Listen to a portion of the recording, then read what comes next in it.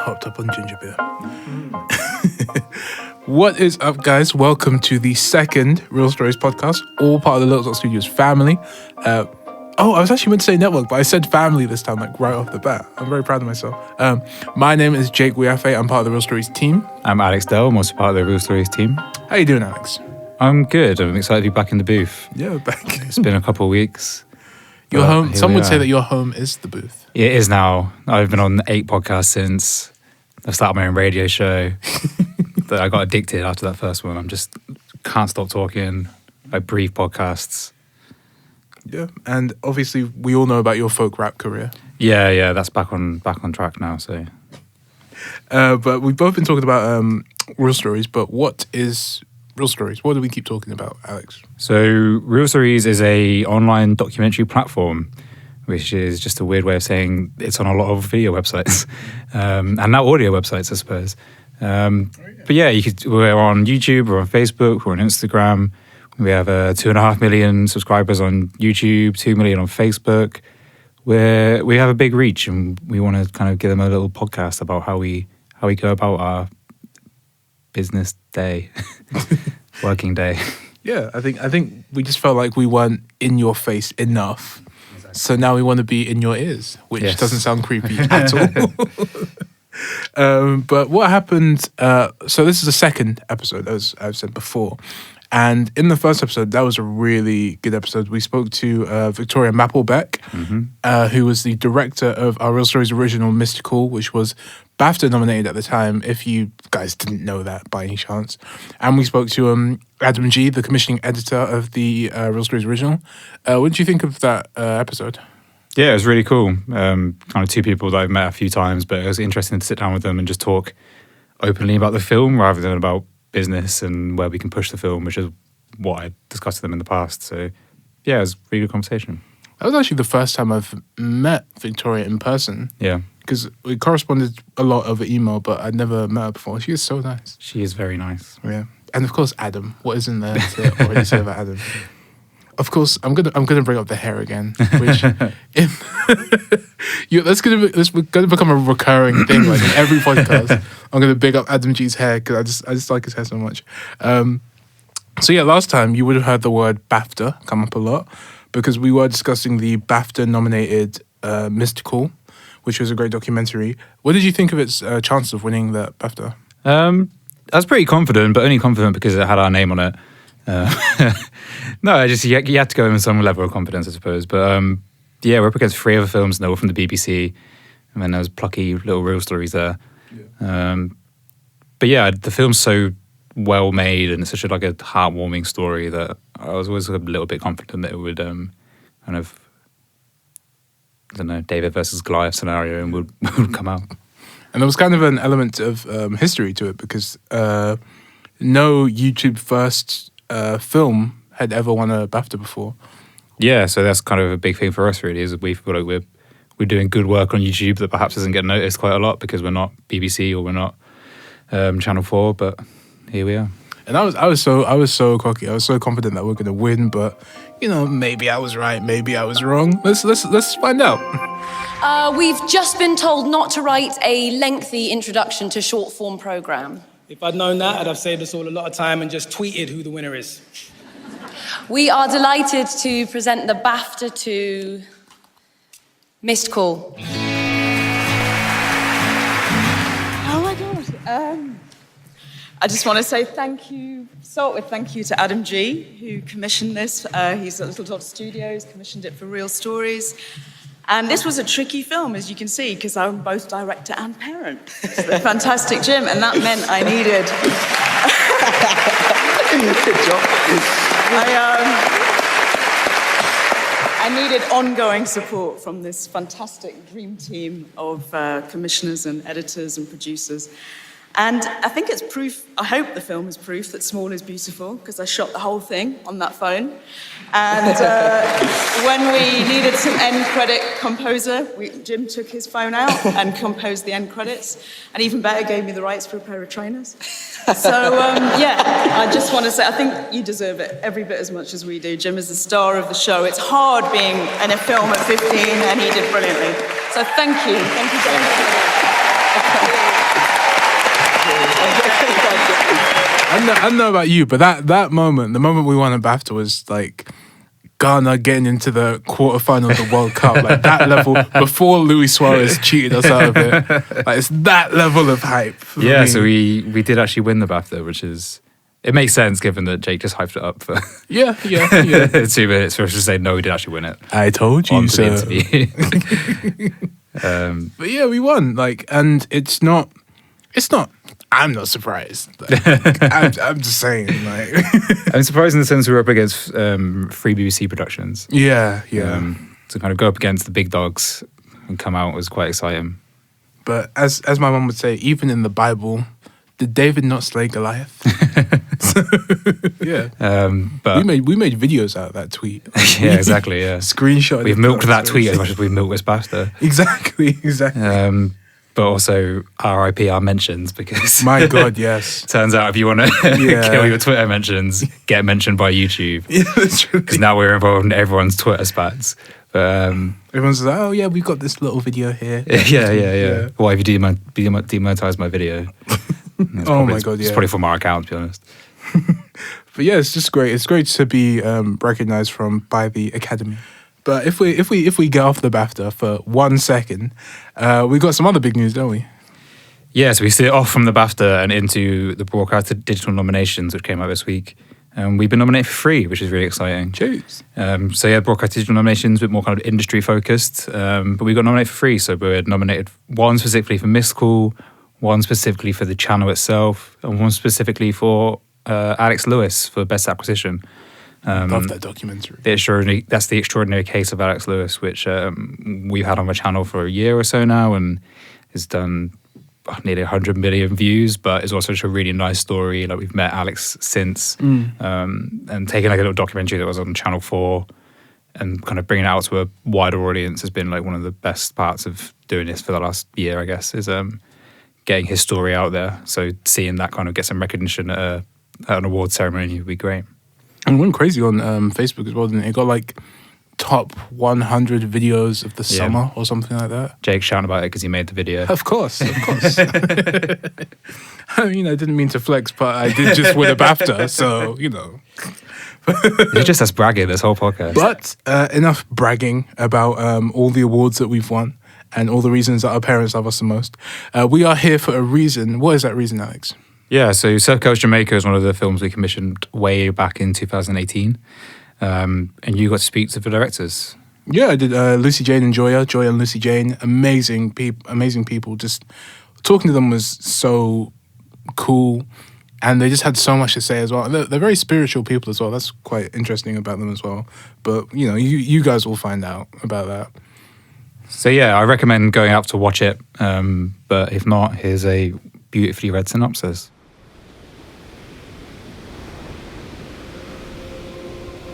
Surf Girls Jamaica focuses on Imani Wilmot, an inspirational Jamaican surfer who uses the sport as a means of transforming the tough lives of the women around her. Imani's father and family are the driving force in the history of surf culture on the island, and she was one of the first Jamaican women to set foot on a surfboard. Where her family were supportive and encouraging, many women in the vicinity of where she lives have little opportunity and often grow up in difficult circumstances. Imani runs regular training camps, bringing women together to teach them the mindful art of riding waves. The film captures the landmark of the first all-female surf competition in Jamaica. Imani is a role model, working with international organisation Black Girls Surf to inspire women of colour all over the world to see a place for themselves within the global surf industry. Her goal is to inspire the next generation of female Afro-Caribbean surfers and to continue as the driving force of this vital movement.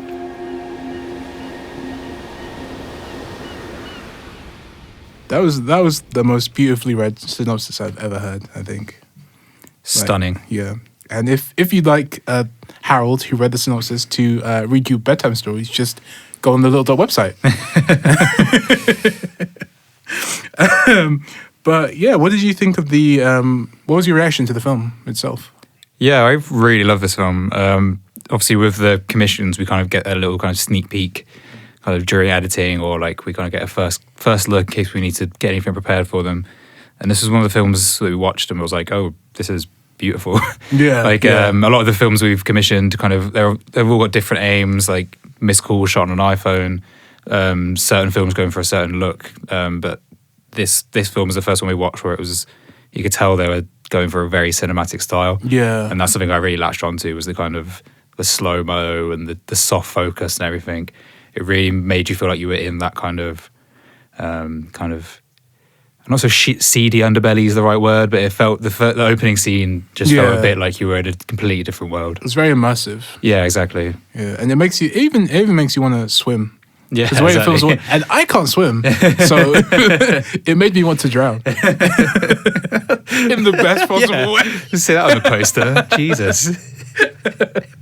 Yeah, it's just an amazing film, and one thing I love about it is that it's very powerful, because I'm very much about black empowerment and all that, and especially when it comes to black women, I'm very passionate about black women. So it's so great to see black women in that element, leading, surfing, which I didn't even know that. I've never seen black women surf before that movie. Yeah, that's one of the weird things I kind of noticed, kind of looking through the feedback of this film, was that I just assumed it's Jamaica. They must know how to surf. Yeah. It's an island, but it really isn't. Yeah, it's just so great to see so many. It's just so great to see so many like powerful and vulnerable women as well, because you really get a sense of, you really get to feel the journey with them, which is just amazing. But yeah, I was lucky enough to get to talk to these two amazing filmmakers. They're just such amazing young women, and it was great to chat to them. We talked about how the film was made. We talked about the story of the film, the politics, what they've done since the aftermath. It was just, there were so many amazing things that came up. They even talked about their trips to like Colombia. They talked about meeting a wizard. They took us through the spiritual journey of becoming filmmakers and making that film. It was definitely a journey for me. Like, I feel like I learned so much about nature and everything. But let me not spoil it for you too much. How about you guys just enjoy the interview for yourselves, because it's going to be a good one. I'm joined by two amazing young filmmakers. If you want to introduce yourselves, ladies. Hey, I'm Lucy, half of The Right to Roam. And I'm Joya, the other half.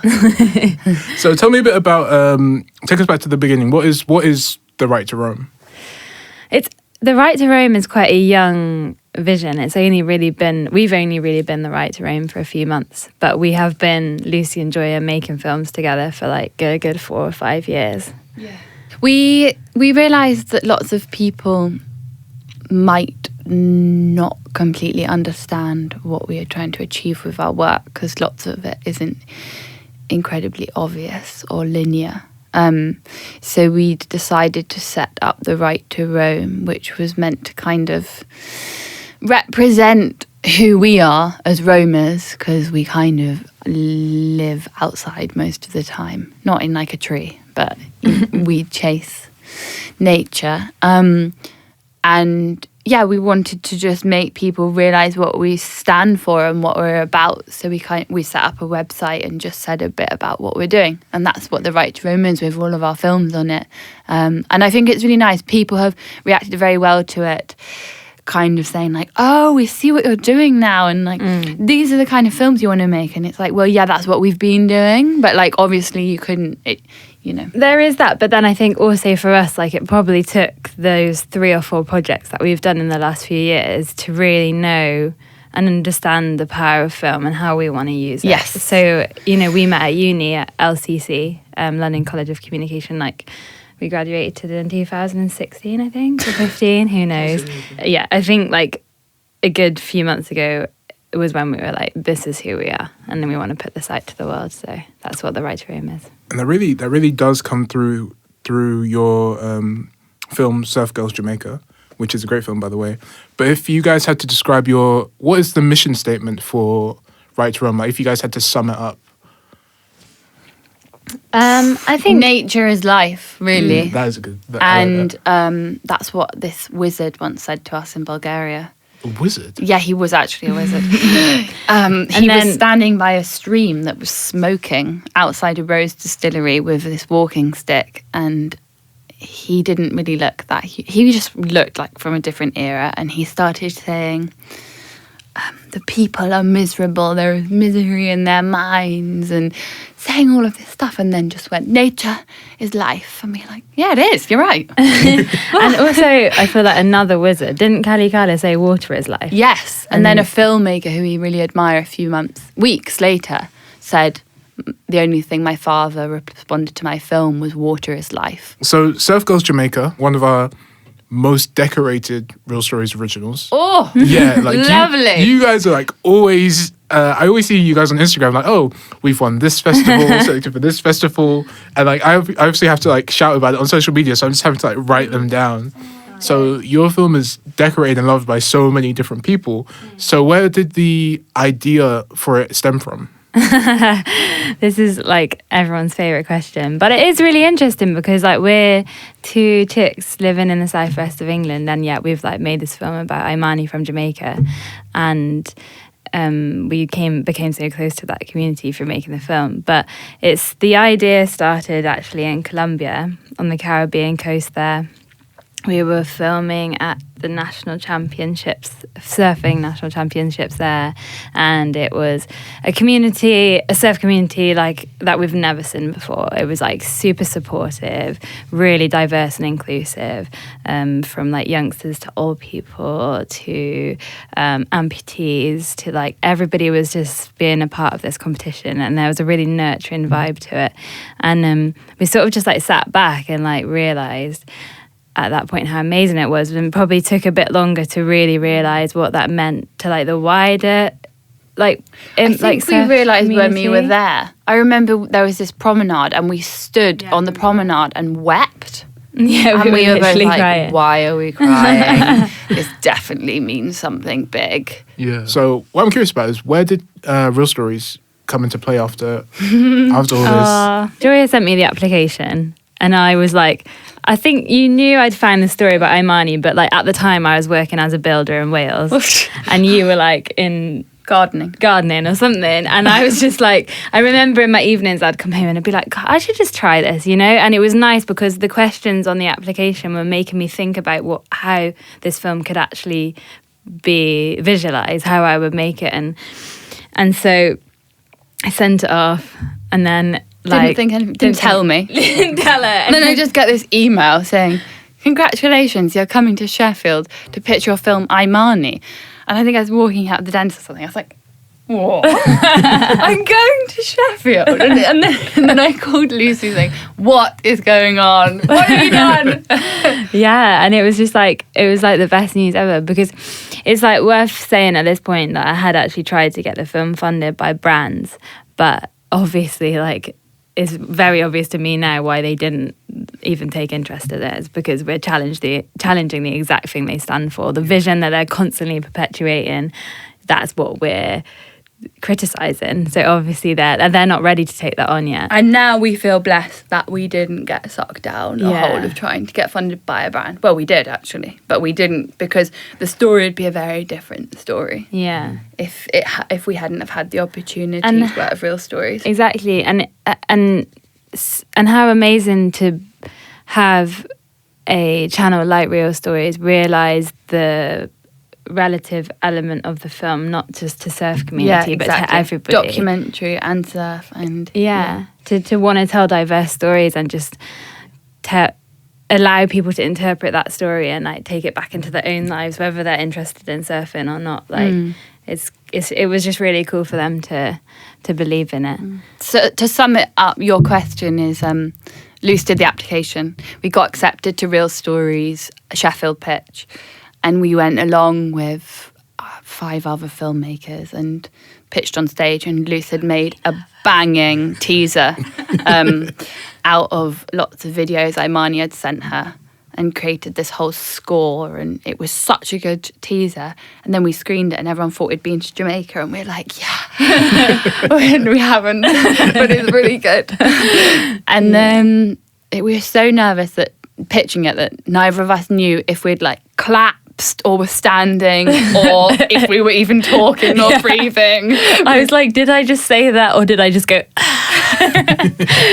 but we did it. And then Adam and Alex came back to us and had a little chat and then said, we're not going to give you this commission, but we want to give you another one, which was not the Sheffield Commission. It was one on the side. Well, it was a Sheffield Commission, but you know. That's actually really worth saying, I guess, as well, because it's like, it's just, these opportunities is like, you just connect you to people. It's not like you win the prize or you don't. It's like, it's just an opportunity to meet people, and who knows what could come from it. So it's quite a good example of that.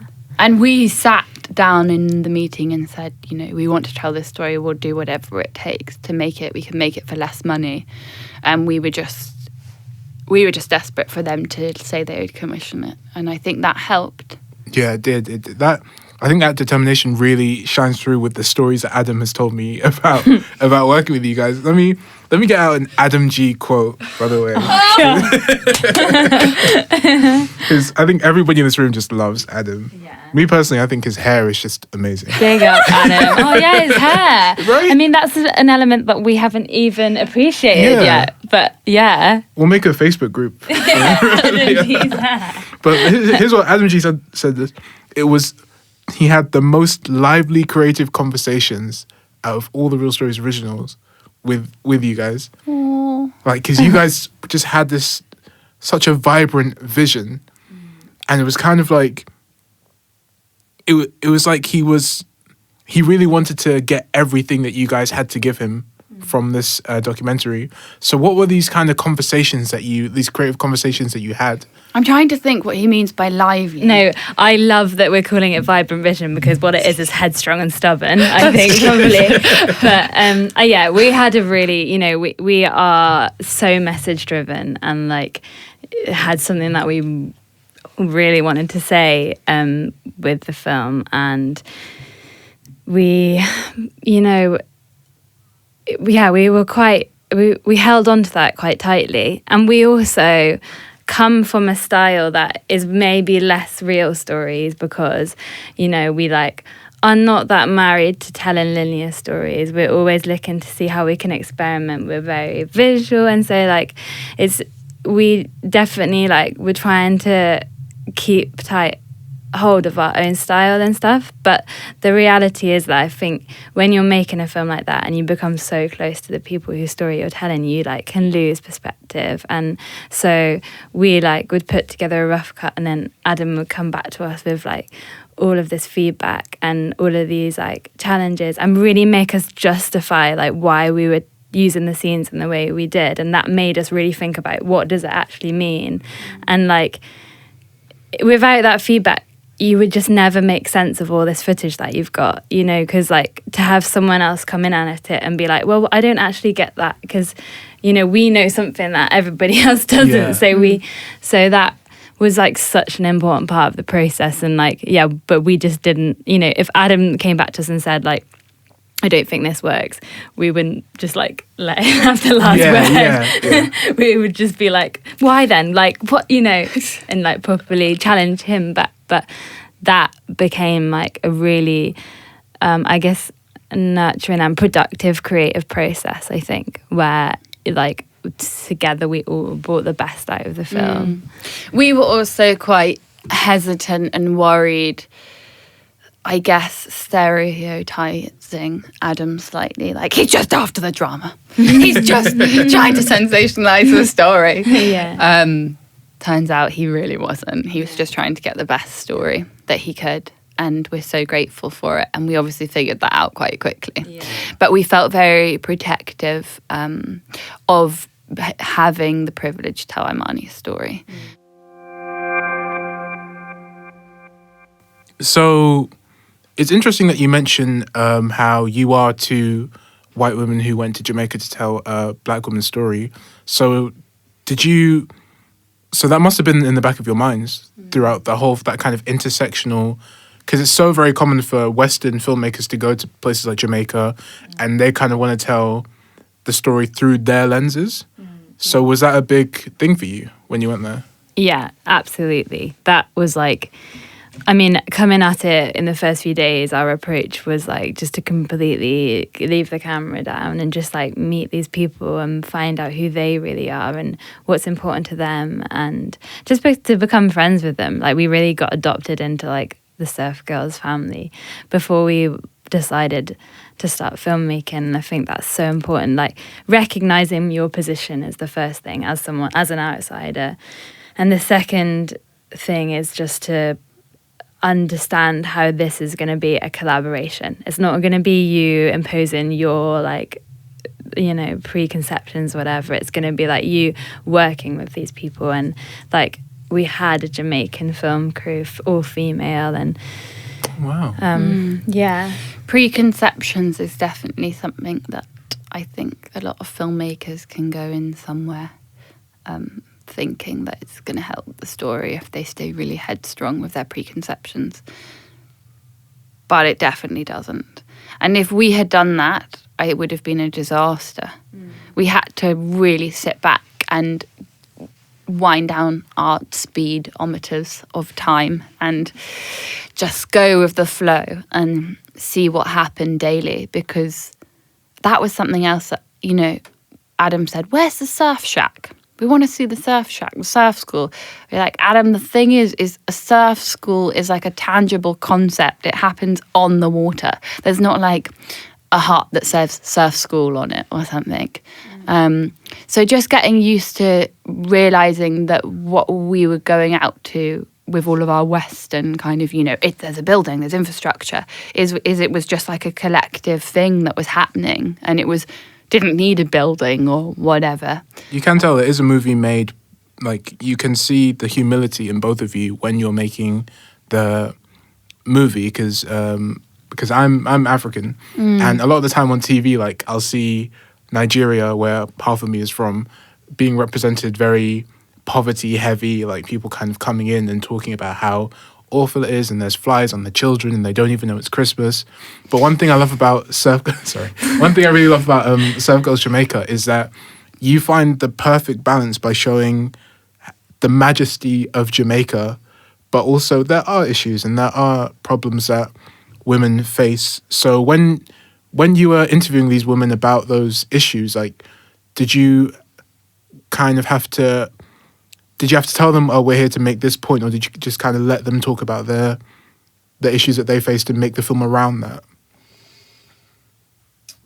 It was quite different with all three characters. Yeah. Oh, yeah. So it was like Imani was surrounded by her family, and she had this very different upbringing. So she almost wasn't as vulnerable. Even still, though, sorry, she would just have to say this. Like, even still, like on a daily basis, she'd come home and be like, I just got off the bus, and like, yes, this guy told me, I don't know how PG this podcast is meant to be. Like, this guy told me that he wanted to like rape me from the inside out until my insides came out or something. Like, do you know what I mean? And like, that's just like a daily occurrence, but they come home and they talk about it, and it's like everyone sits on Imani's porch like, no man, I can't believe that. Yeah. But Mel was incredibly vulnerable, and we interviewed her for like 2 hours or 3 hours or something on her own, and she has like many things going on, but she wanted to share all of it. Yeah, like, she really saw the value in it. And then Terry was much more hesitant and so much more shy, but we really built up a relationship with her. And that was great. And she's just a brilliant, smiley, laughy character. But that we did ask her, we said, like, can you tell us about your neighbourhood and what happens there? And she said, I don't want to talk about how I live in a borough of gun. Like, she wasn't interested in spreading that message. She didn't want them to know that she like went to bed hearing gunshots. Like, that wasn't an image of Jamaica she wanted to spread. And which you have to respect, I guess. Completely. It's amazing, you know, that some she stood up. yeah. Yeah, it was like Mel was like amazing. She literally the first moment I met her, she was just like blah, blah, blah, blah, and like just said everything to me on the plane. And she was like, I don't try and hide it. Like I want people to know my history. It's who I am. So that's why Mel made a good fixer, actually. Yeah. Because she, it was at times we didn't feel like too safe filming, and Mel drove us around. And once this guy got so angry with us for filming the ocean, but he thought Lucy was filming him, and Mel was like, ugly man, why would we want to film you, ugly man? And it was really funny, and we were all just weeping with laughter. Yeah. And that was her reaction to most things. Oh my god, yeah, there's so many amazing scenes of Mel that I wish we could just have put in, but it was like completely off. It's kind of worth saying now that in one of the earlier edits we didn't really want to include any darkness or the going to Kingston and having a more, there's the scene where Mel's talking about her past, and the shots are graded quite darkly, and it's like shadows of people in the market and what it's like to grow up in Jamaica and all of those things. If we didn't have to, we wouldn't have included that, but we felt like we had to contextualize that for people, because otherwise they wouldn't then know what Imani's camps meant against the backdrop. So we had to do that. It's actually interesting, because I was going to ask you about if the film developed in the way that you thought it would, but it seems like you kind of let your surroundings guide you into making that film. Yeah, definitely. It was just living it. That was like the first kind of protocol. Just live it and capture what you can in the most like real, raw and also like interesting way. And then, someone said, I don't know, we were like, was it in Brittany? I know you said Jamaica chose us. We didn't choose Jamaica. Someone Jamaica asked us chose this weird question, which was, why Jamaica? And it's quite a strange question, because you don't choose a country, you follow a story and a character. But I guess, Jamaica chose us, and then in the same way the like story chose us. Yeah. Kind of, if that makes sense. You got a lot of beautiful shots though. Like you got so many amazing shots of the ocean, shots of the sunrise. Like how specifically those surfing shots, how did you...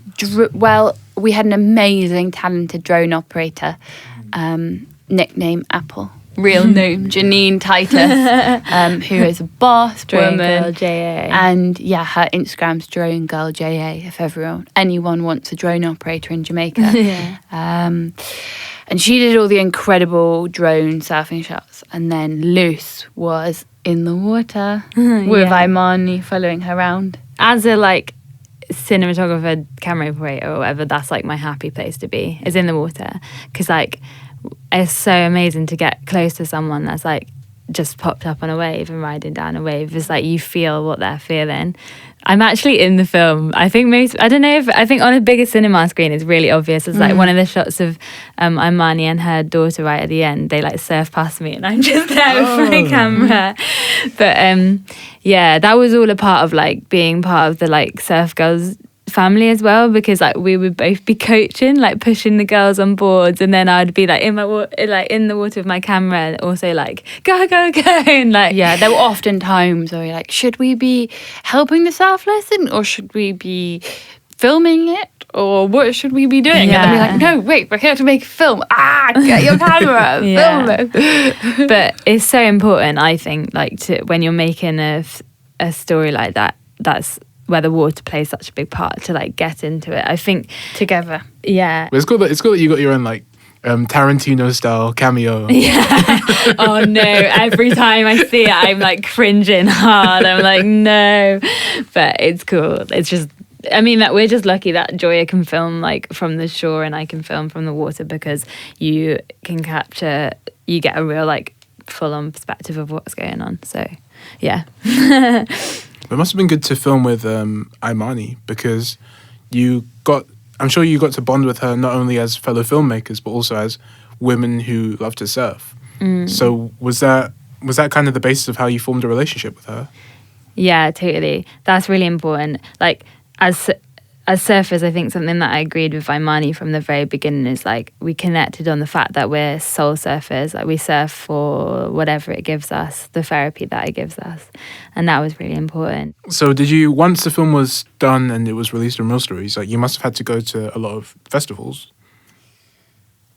This year, well, we released it at the London Surf Film Festival in October, a cut of it, and it won Best British Film. And then we decided to recut the film ever so slightly, because it wasn't really ready to play, but we just absolutely pushed it to its limits. Like, we were exporting the film and redoing the sound design on the morning of the screening, and then suddenly this ceiling started showering with water, and we just realised that we'd taken it too far and we weren't ever going to do that again.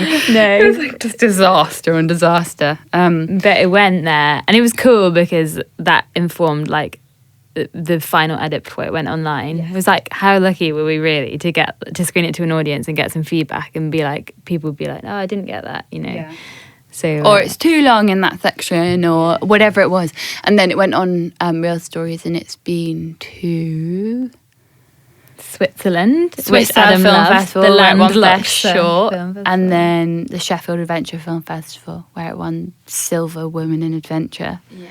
And then we just been to Brittany for the Surf Brittany, Film yeah. Festival. And now we want to like get it into more like non-surf related festivals, and just like, which are all like the kind of the results are like coming in soon. So fingers crossed for that. Fingers crossed, yeah. that would be nice to screen it within a documentary circle and circuit, I think, because it's taken the surf world by storm. Yeah, it's and it'd be nice to see how, a document, because I think it's almost more challenging, a documentary audience. Yeah. Because there's so much conversation in documentary Yeah. to have around the way a film is made or the way it's approached and Yeah, all and of that. it's just like crazy. Sometimes I think like, okay, so we're sitting and watching this film with 300 people, and that feels like a lot of people, and you're like, oh, this is so cool, 300 people are taking the time. And then I'm like, oh my God, 140,000 people have watched it on YouTube or however. Like, that's insane. Like, to think, you know, the festivals are amazing, and then you think, wow, it puts into perspective how much it's reaching people online as well. So do you know what's more? Do you know how many people have watched it in total online? No. You ready? 787,000 views. oh my God. online. Wow. That's so many Yeah. people. There's a That's lot really of people cool. Yeah. like loving your work. Yeah. How does it feel to have gotten so many awards for it? Oh.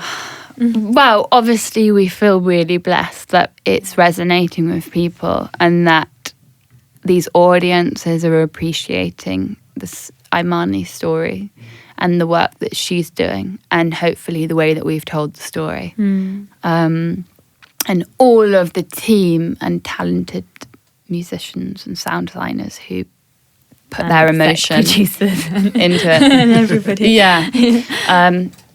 It's amazing for something to be appreciated, and just, you know, to see the reaction and people say, oh, I didn't realise, oh, I didn't this, I didn't that, and you think, brilliant, you know, if we've made an impact with one more person every single day, then I'm kind of waiting for, it would be really nice for some mainstream brands. I mean, that's where we want to get it, you know, we need those kind of people to see it. And for them to acknowledge what they might be doing wrong.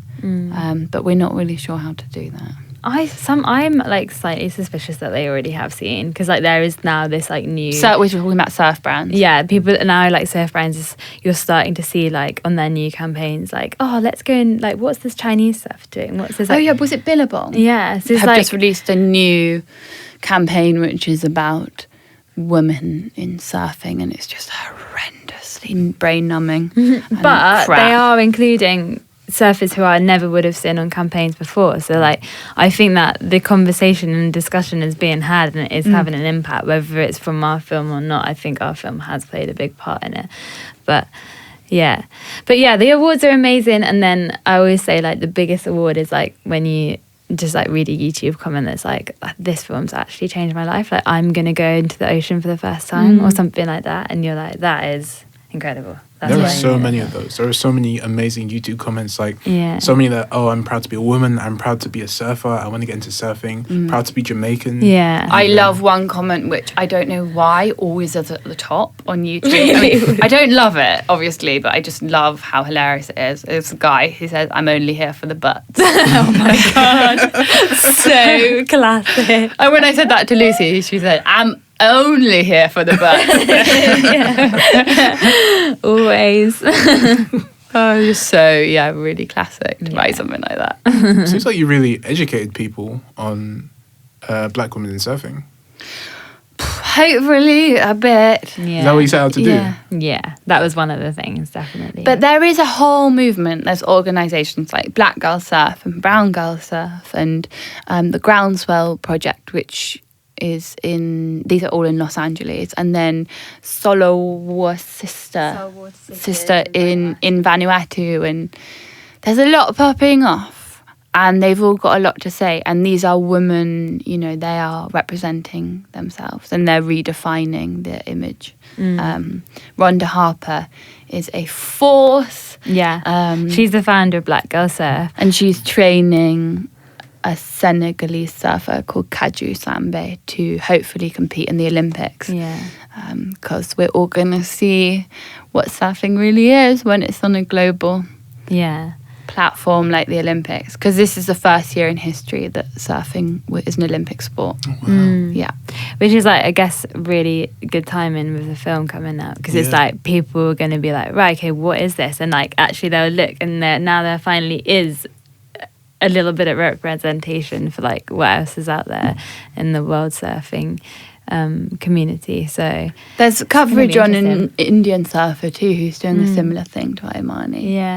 It's happening all over the world, and that's what's so amazing. I would say, so one thing I really love about you two is that you guys, even now, you're still using the platform that you have, which is this podcast, to name check so many people and so many amazing projects, and a lot of people wouldn't do that.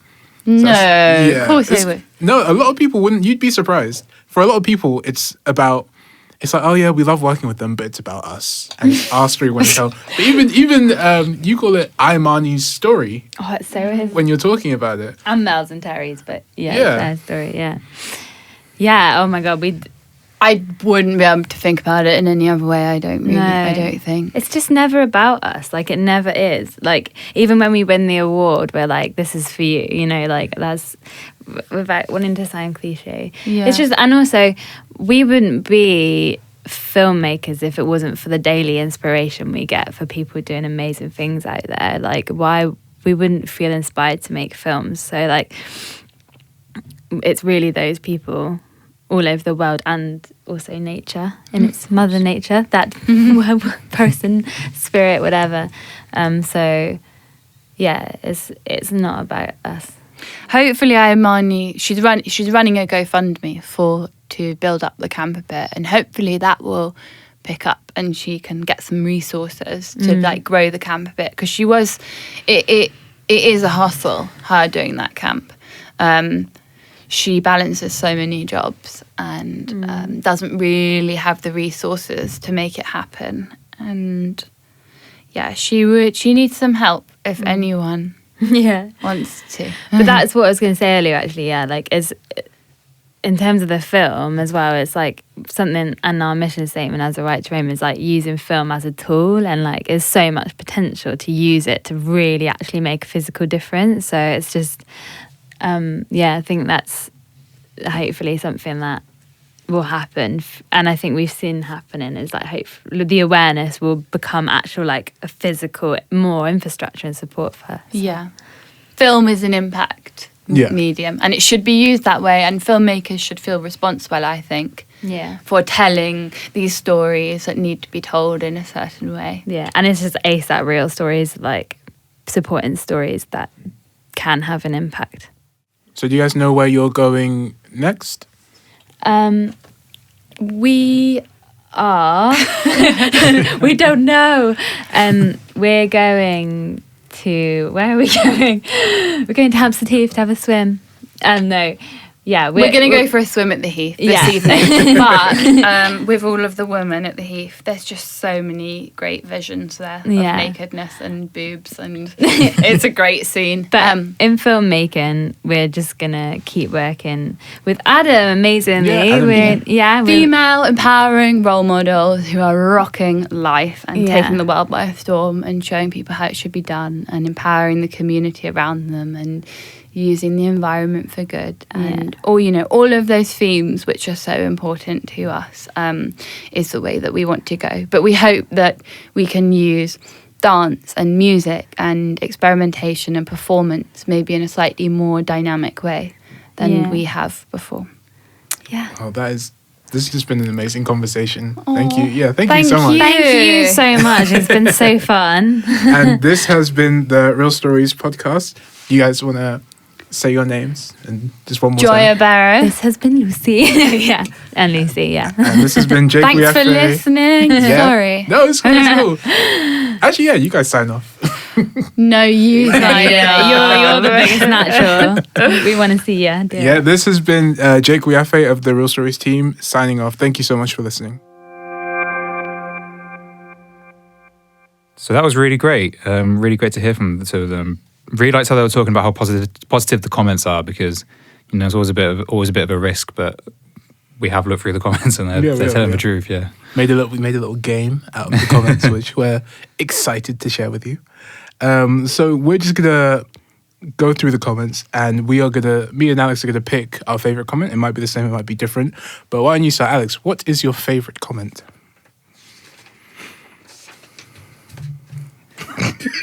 Sorry.